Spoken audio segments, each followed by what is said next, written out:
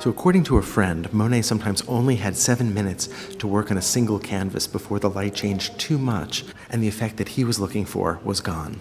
And this meant that he had to return day after day to catch that exact moment of light. This really speaks to Monet's hypersensitivity to specific effects of light, and especially in the early 90s when he was working on his haystacks and on this poplar series. Monet is representing poplar trees near his house. He apparently painted these from a small rowboat. Well, and the rowboat was fitted especially with slats in the bottom so that he could bring many canvases along with him. And that's exactly how he worked.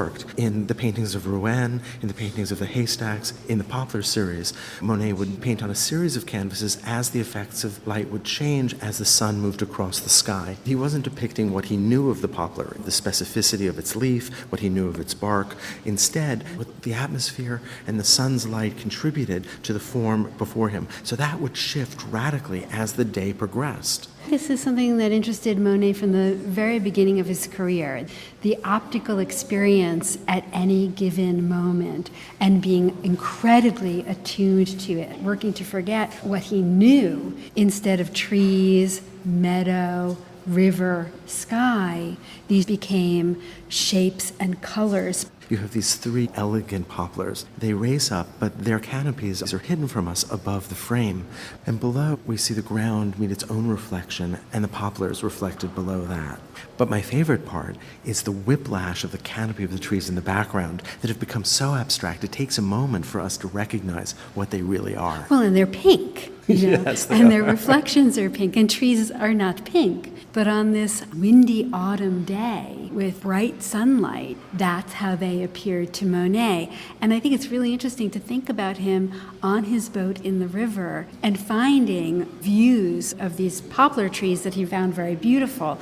And I can see why this view in particular appealed to him with that lovely arabesque that you referred to. Soon after Monet had begun the series, he found out that the man who owned this land had actually sold these trees to be cut down for wood. Monet paid the man who had bought them to hold off until the fall so he could finish his series. That's also really characteristic of Monet. He wants to paint something out in nature. Things happen, and he somehow stops the change. Because he's painting such a short moment of the light, he has to be able to paint it over a considerable amount of time and make sure the scene remains that way. Well, look at the surface. This is built-up paint. This is not something that he did in a flash. So there's a really interesting conflict between the heavily worked surface and his promise to us that this is the momentary.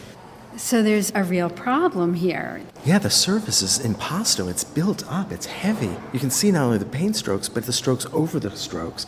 And this is characteristic not only of this canvas of the poplars, but of the entire series, in fact, of Monet's series in general. Think about his haystacks, his images of Rouen Cathedral, the water lilies. These are paintings that represent the momentary, but have been built up over time. What I find lovely about these late series paintings is a sense of poignancy, of a moment in time that exists only very briefly. We see through his eyes.